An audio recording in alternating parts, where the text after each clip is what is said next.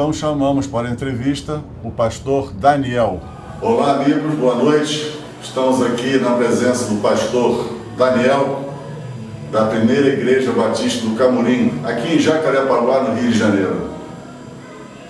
Eu vou pedir que o pastor imediatamente faça uma oração para nossos telespectadores. Pastor, por favor. Vamos orar. Boa noite. Vamos falar com o Papai do Céu. Feche seus olhos aí, onde quer que você esteja. Tenho certeza que a mão do Senhor vai alcançar você também. Vamos orar. Pai, nós louvamos o Teu nome. Nesta noite te agradecemos aqui porque o Teu nome está sendo glorificado aqui, Pai. Te agradeço pela oportunidade, Senhor, de falar de Ti, de talvez tentar tirar alguma dúvida, ó Deus. E nessa noite eu peço que Tua mão de poder esteja alcançando cada família, cada vida aqui, Pai. Tu possa estar abençoando de forma grandiosa. Se alguém está assistindo esse programa que tem alguma dúvida, ó Deus, que o Senhor possa trabalhar no coração dessa pessoa. Eu te peço desde já e peço que o Senhor abençoe a vida do Alexandre, que tem, ó Deus, no coração o projeto de levar a informação e o entretenimento através desse programa. Eu te peço mais uma vez e oro no nome de Jesus. Amém. Bom, primeira pergunta, pastor. Nós gostaríamos de saber um pouquinho da sua vida. Quem é o pastor Daniel? Ok. Irmão, eu nasci em Minas Gerais. Sou filho de uma família de 13 filhos. Eu sou quase que o caçula. Minha mãe teve mais um filho no Rio de Janeiro. Belo Horizonte, Juiz de Fora. Juiz de Fora. Meus pais se casaram no interior de Minas e foram tendo um filho em cada cidade da Zona da Mata. Quando terminou a cidade, mudaram para o Rio de Janeiro. Fui criado aqui em Jacarepaguá, mais especificamente na Praça Seca, bairro da Taquara, onde eu me casei aos 20 anos de idade e vim morar na Barra da Tijuca alguns anos depois. Fui representante das sandálias havaianas no estado do Rio de Janeiro, depois trabalhando na área de vacinas para alergia respiratória. Enfim, e aí estou aí. Estamos hoje eu tenho um negócio de joias que a gente trabalha com o mercado de ouro, né? Você estuda? Tem tempo para estudar, faculdade, alguma coisa assim? É uma correria. Eu terminei teologia e agora estou fazendo psicologia. Estou fazendo a faculdade de psicologia. Tenho 2 filhos, uma menina de 21 anos, um menino de 13. Vou completar agora 25 anos de casado. E estamos conseguindo aí. É difícil assumir o ministério, trabalhar, não é fácil. Ser pai. Não é fácil. Não é fácil porque você tem que... raramente o ser humano consegue fazer todas as coisas bem. Quando você investe muito numa área, uma outra área fica vazia. Então eu tento conciliar o cuidado com meus filhos, ou ainda namorar a minha mulher, cuidar da igreja e me encher ainda de conhecimento, né, através do estudo, e também ter um tempo para cuidar da igreja, porque eu não tenho como colocar assim, que é a coisa mais importante, né? Isso que eu ia perguntar, quanto tempo, não tem como dizer quanto tempo eu levo só para a igreja? É a maioria, mas eu posso dizer para você o seguinte, eu vivo 100% cada momento. Eu peço a Deus que me dê energia, que cuide da minha família, e quando eu não estou perto, que cuide da minha igreja, e quando eu não estou perto, enfim, que vai me dando sabedoria e disposição para aprender, para cuidar, para amar pessoas, porque lidar com pessoas não é fácil, é muito difícil. Mas enfim, o Senhor tem me guardado, tem me sustentado até agora. Bom, e agora o que levou, o que trouxe o Senhor, vamos dizer assim, para a igreja evangélica? Aos 17 anos de idade, eu diria para você que eu era digo meio porque não era especificamente uma coisa formada, mas eu era meio que líder de gangue, era um cara brigador de rua, e minha mãe não ouça isso, mas eu brigava de canivete, capo de vidro e aquelas coisas todas, né? Era um jovem normal, com exceção de uso de drogas, que eu nunca usei, nunca fumei cigarro, não gosto de bebida, nunca me envolvi com prostituição, era virgem e tal. E num determinado momento, até por não encontrar mais alegria no meio dessa galera, eu um dia, voltando para casa, minha mãe fez um culto jovem. Nesse culto jovem eu vi uma galera que havia uma alegria nos olhos deles, porém não tinha toda aquela mágoa e angústia que eu via nos olhos dos amigos. E até eu fui para conhecer essa igreja, e era uma peça onde falava da volta de Jesus. E eu me dei conta do seguinte: se tudo isso que esses caras estão falando for verdade, eu estou lascado.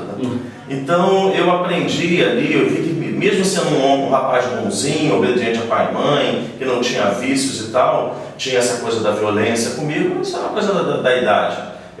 Tinha pai e mãe, não passava fome, não tinha envolvido com homossexual, nada disso. Era uma pessoa normal, uma pessoa amada, porém eu vi que eu precisava de um Salvador. Me converti aos 17 anos, dentro da igreja. Depois eu conheci a minha esposa, me casei, e toda uma trajetória que eu comentei aqui de trabalho, até que um dia eu alcancei muita coisa. Eu alcancei dinheiro, eu alcancei respeito, eu alcancei uma série de coisas, mas um vazio no meu coração ainda existia. Eu estava longe da família, eu estava longe da minha igreja, eu era assim, eu vivia numa situação, Alexandre, que eu não era tão bom para andar com as pessoas da igreja, porque eu acabei vivendo um momento que eu me afastei, embora tivesse entregado a minha vida a Jesus, mas da convivência da igreja, e alguns hábitos e tal, mas o mundo não era tão bom para mim, eu fiquei isolado. E aí um dia eu começo a orar e pedir ao Senhor, me traga de volta para o Rio, Pai. Me traga de volta, deixa eu ficar com a minha família, que eu quero investir na tua obra. Eu não sei se Deus já tinha chamado no meu coração, embora eu creio que sim, e ali houve um despertamento. Mas se a minha fala, Deus falou, olha, tudo bem, eu vou te trazer de volta, mas você é meu. E num determinado momento foi quase que irresistível o chamado ao ministério pastoral. Algo que eu posso dizer para você, eu nunca quis. O Senhor me vocacionou para um trabalho que eu diria para você, o meu sonho de criança era ser rico, até porque eu vim de uma natureza um tanto humilde, né? Então eu queria isso, eu queria alcançar fama, dinheiro, ter uma tranquilidade. Eu tinha botado um objetivo no meu coração, que até os 30 anos de idade eu queria ser empresário, eu queria ter imóvel na Barra, eu queria ter prédio. Eu determinei, e eu quero isso. E posso dizer uma coisa, alcancei. Só que quando eu alcancei, o vazio continuava. E eu só pude substituir esse vazio quando eu me entreguei completamente nas mãos de Deus. Falei, Senhor, eis-me aqui. E o Senhor me chamou para o ministério, e aí eu tive uma caminhada aí. Mas me diga uma coisa, por que Igreja Batista? Porque existem outras igrejas. Por que a Igreja Batista? Olha, em primeiro momento eu diria para você que foi a primeira que eu entrei. Ah, tá. Em primeiro momento. Se identificou? Me identifiquei logo de cara. Embora eu não fosse cristão, mas eu já conhecia, até por amigos, parentes e tal. A gente tem algumas outras denominações que não me identificava, até visualmente, ok? Mas a primeira que eu entrei, assim, que eu conheci uma juventude e tal, foi a Igreja Batista. E diria para você assim, a porta estava aberta, eu entrei e conheci. Só que depois que eu fui fazer teologia, onde eu estudei no seminário Betel, eu pude conhecer mais das outras doutrinas. Existe alguma diferença assim, entre uma e outra? O que prega um é diferente da outra? O que difere assim, rapidamente, para aumentar? O cristianismo, ele vai beber lá no judaísmo. São todos cristãos. Sim, vamos assim rapidamente. O cristianismo vai beber no judaísmo. O judaísmo, da onde nasce, né, toda a história, o berço da história cristã, era porque o Velho Testamento, onde tem conta a história do judeu, ela é toda voltada para o advento de Cristo. Então, após o nascimento de Jesus Cristo, vai se dar o início da religião cristã. A religião é fundamentada no sacrifício da cruz do Senhor Jesus. Tanto que no início dos tempos, o termo cristão era um termo pejorativo. Não era um termo que você hoje, olha, fulano é um cristão, é uma pessoa de respeito. Ele era algo pejorativo, porque o cristão era um seguidor de um cara que morreu na cruz, como um bandido e como um contraventor qualquer. Enfim, a história vem até 312, a igreja sendo perseguida, fazendo diferenciação do judaísmo. O cristianismo era a religião que pregava que o homem precisava ser salvo e o único salvador intermediário entre Deus e o homem era Jesus Cristo. Em 312, o imperador Constantino, ele vai, aí eu vou falar rapidamente, não vou entrar em detalhes, mas ele vai somar a religião cristã ao Império Romano. É como se ele estivesse tornando a religião uma questão do Estado. E com isso a igreja perde na sua essência, porque ela fica submissa não agora diretamente à autoridade de Deus, mas às sanções do Estado. Com isso a gente vai vendo o crescimento, você vai ver a formação do catolicismo, aonde nós vamos ver mais à frente o rompimento do catolicismo por causa de Lutero, aquele todo o movimento protestante, isso já no segundo milênio e tal. E aí vão se ramificando algumas denominações. Então, nós vamos ver algumas diferenças básicas com relação à doutrina. Por exemplo, nós temos as igrejas, no início da década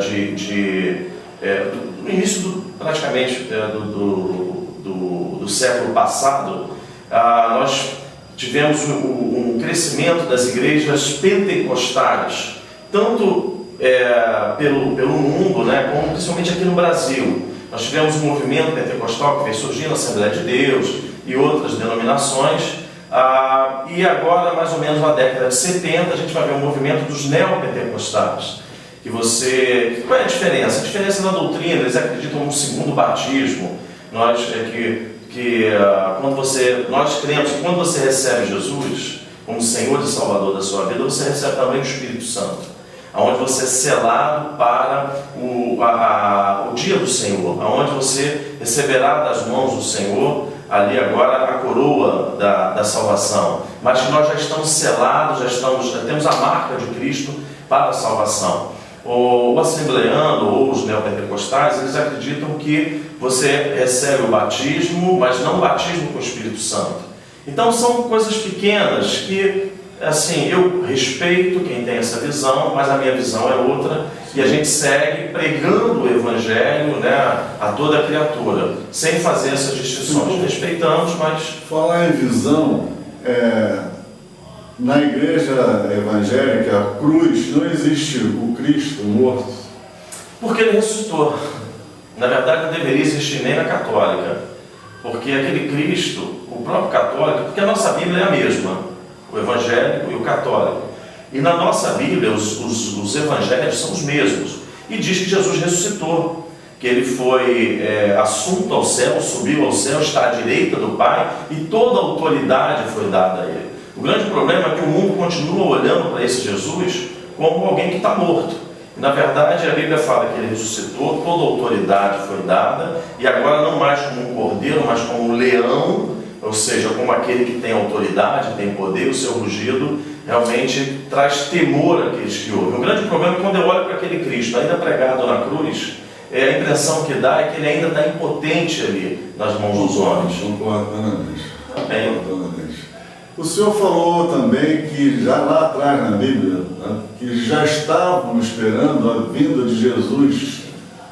É isso? Eles já estavam prevendo a vinda de Jesus. O que acontece? Lá no Gênesis, quando Deus cria um homem, ele dá algumas deliberações ao homem. Faça isso, faça aquilo, faça aquilo. Submeta a terra a vocês, domine sobre os peixes, os animais, isso. O homem, ele acaba desobedecendo a Deus, porque Deus diz a ele, olha, pode comer de todo fruto, menos da árvore do bem e do mal. O homem vai agora desobedecer a Deus. A gente sabe que a mulher é quem tem um diálogo com a serpente, prova do fruto, dá ao homem, porém o homem era a liderança.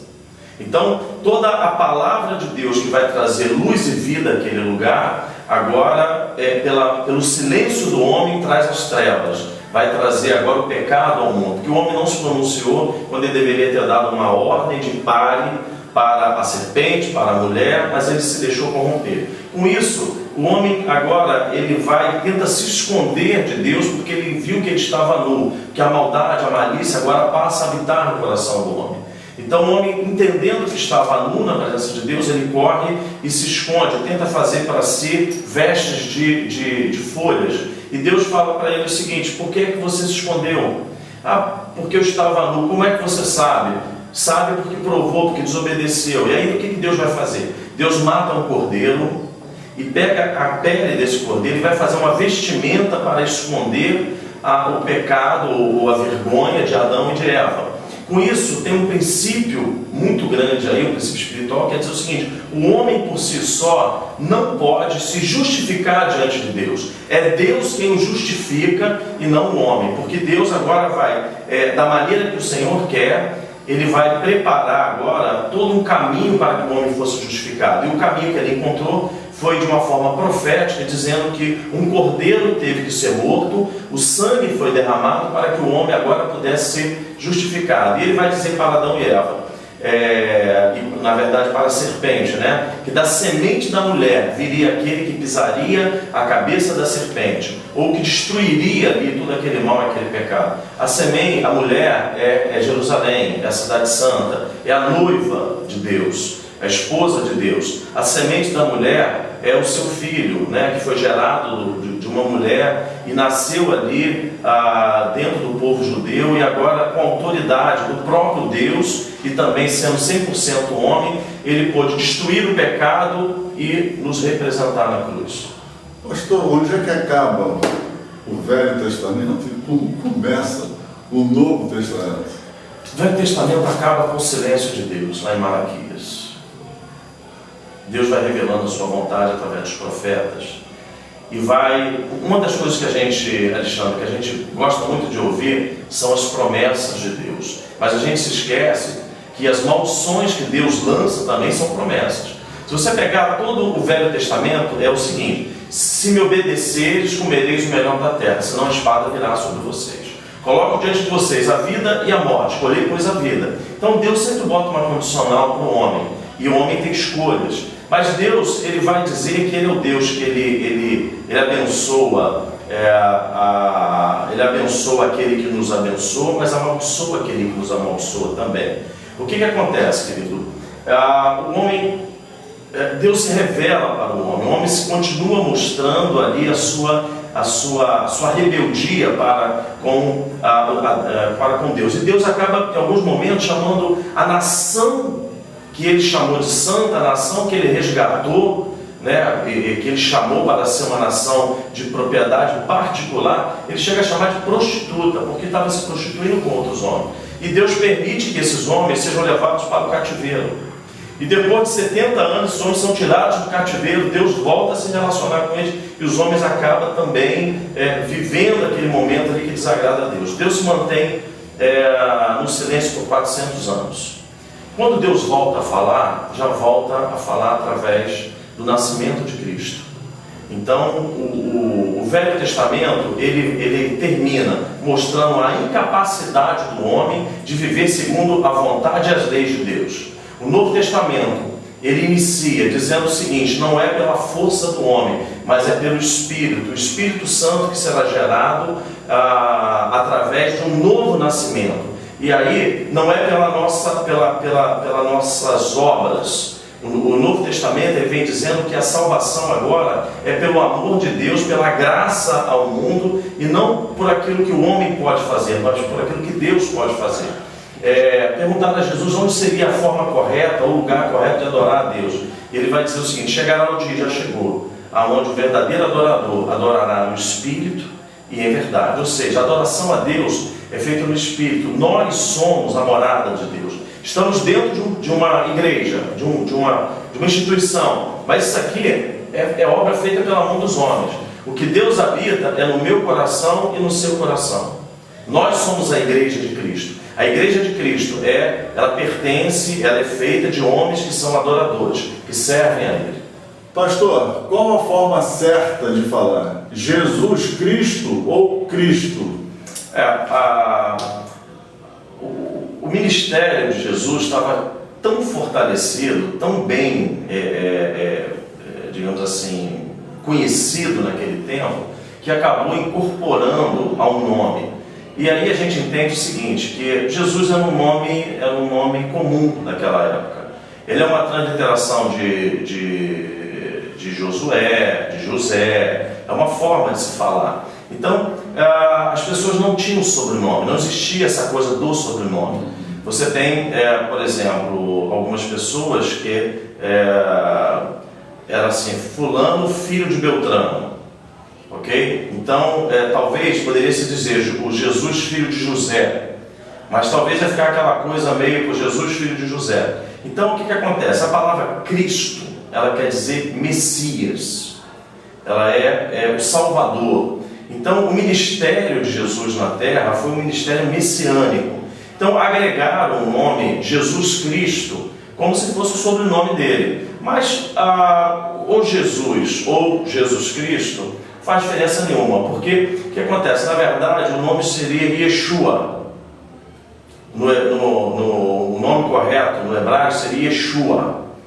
Mas Yeshua, Jesus Cristo, não faz diferença nenhuma não. Isso é questão só de nomenclatura mesmo. Pastor, nas Escrituras, todas elas dizem que nós somos feitos à imagem e à semelhança de Deus. A imagem e a semelhança. Que imagem e semelhança é essa? Nós somos seres capacitados de pensamentos, de tomar decisões, nós sentimos amor, nós nos relacionamos, diferente dos animais. Então o homem, Deus vai criar toda a criação ali, tanto que para o homem ele dá uma criação diferente. Aos animais ele diz que haja, foi acontecendo. O homem ele faz com as suas próprias mãos. O homem é a obra das mãos de Deus. O homem recebe do Espírito de Deus. Do Espírito de Deus, a gente precisa entender o seguinte: Deus é um ser espiritual, Deus não é corpóreo. Então quando a gente fala em imagem e semelhança, não é feições físicas.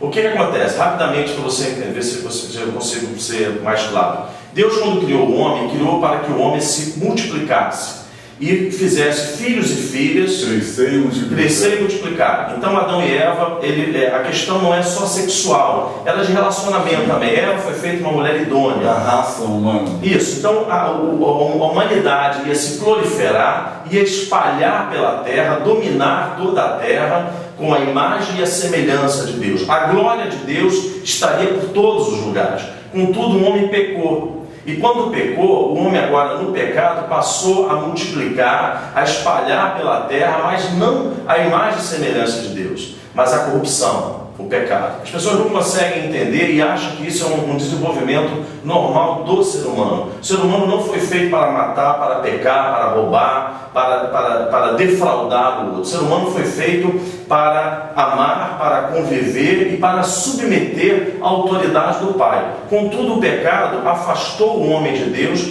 e fez com que a terra ficasse cheia agora da desgraça e não da graça que era a vontade do Pai. Agora, quem é Deus? Irmão, o que acontece? As pessoas... Deus é um ser superior. Deus, ele não foi criado. Deus é um ser ilimitado. Poderia dizer que ele é autocausado. Ele é o fim. Sim, ele é um ser, ele é uma pessoa. Ele é uma pessoa. Deus é uma pessoa, ele se relaciona, ele tem sentimentos. Embora ele não tenha um corpo, ele é uma pessoa. A Bíblia diz que Deus se alegrou, que Deus se entristeceu, que Deus se irou, que Deus se compadeceu. Então o que acontece? Deus, por ser um ser que existe na eternidade. Quem é pai de Deus? Quem criou Deus? A Bíblia, pelo que a Bíblia relata para a gente, Deus não foi criado, ele é autocriado. Deus é o criador de todas as coisas. Deus ele é aquele que é todo poderoso, aquele que não há impossíveis para ele. Ele é onipresente, ele é onisciente, ele é onipotente, ou seja, todo o poder é dado a ele. Deus conhece todas as coisas e pode estar onde ele não é que ele esteja. Ele não tem essa visão do panteísmo, que isso aqui é Deus, isso aqui não é Deus, isso aqui é plástico. Deus pode estar aonde ele quiser, não inserido nas coisas, mas no ambiente. Então, o que ele pode assumir todas as formas? Não, formas não. Deus pode estar presente com o seu Espírito Santo, não em formas de animal, de madeira, isso não. Isso aqui é barro, vai continuar sendo barro. A forma de Deus se revelar é através do seu Espírito Santo. A gente tem que entender que o Pai, o Filho e o Espírito Santo são um. É a Trindade. A doutrina da Trindade, ela diz que o Pai é Deus, o Filho é Deus, o Espírito Santo é Deus. E esse Deus, ele se revela em pessoas com atributos iguais para todos eles, porém com a forma de atuações diferentes. Então nós somos semelhantes a Deus em capacidade de amar, força. Capacidade de amar, capacidade de discernir, de raciocínio, de relacionamento, de submissão, de adoração. Nós somos semelhantes a Deus na capacidade que Deus dá, diferente dos animais que só agem por instintos. Por que uma pessoa procura uma igreja? Só porque não está precisando, ela vai lá para... É difícil uma pessoa chegar na igreja e agradecer. É difícil a pessoa agradecer. Olha, a gente chegar muito obrigado. A pessoa só vai na igreja para quando está em algum estado. Eu sou um exemplo. Eu costumo dizer o seguinte: as pessoas dizem que só se procura Deus quando está ameaçado de morte, ou uma doença, ou o filho está nas drogas. Desculpa, mas eu posso ir numa farmácia. Eu sou da farmácia. Não, até tem essa coisa de que a igreja é um grande hospital. Entendeu? Então o que acontece? Na verdade, a palavra de Deus, ela tem um texto que diz que é mais fácil um camelo passar por um buraco de uma agulha do que um rico entrar no reino dos céus. Não é que Deus está fazendo apologia à pobreza e criticando o dinheiro, não é isso. Isso aí é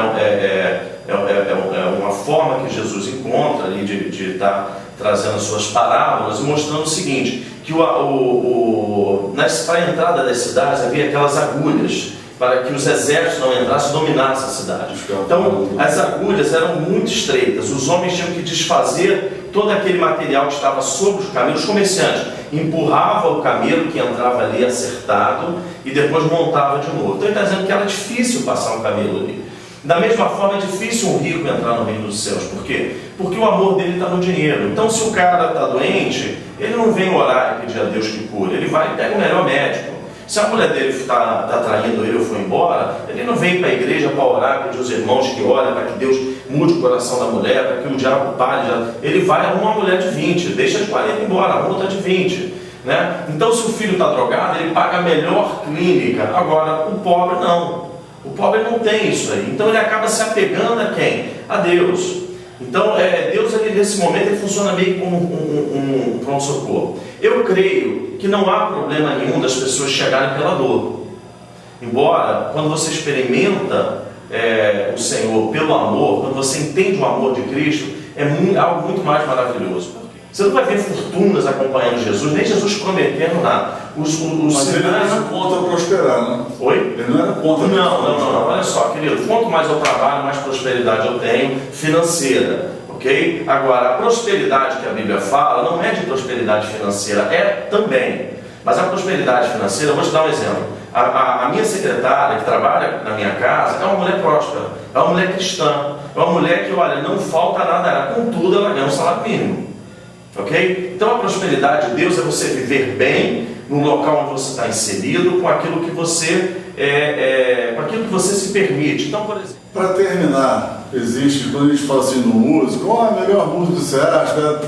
Um pastor, existe alguma passagem na Bíblia assim, que lhe chamou a atenção? Eu gosto muito daquela da prostituta que as pessoas vão lá, pode vocês, vamos pelejar, que ele fala que ele levanta, né, que ele está ele não tem pecado, ele levanta e fala, quem não tem pecado, joga a primeira pedra. Aquilo ali, olha, sensacional. E aquela da moeda de César? Dai a César, dai a Deus. Você tem alguma passagem assim? Tenho sim, rapaz. Eu tenho, no momento da crucificação, Jesus olha para o povo, olha para a humanidade, se compadece dela e diz assim: Pai, perdoa, porque eles não sabem o que fazem. Isso ali mostra ali o amor de Cristo, a sua superioridade, a sua competência em cumprir a missão que o Pai colocou diante dele, porque Jesus veio para salvar a humanidade. E no último fôlego de vida, ele diz assim: Pai, perdoa, porque eles não sabem o que fazem. Bem, senhoras e senhores, estivemos hoje com o pastor Daniel, aqui da primeira igreja batista aqui do Camurim. Agradecemos de coração a presença dele e esperamos em outra oportunidade que ele possa nos esclarecer outros assuntos.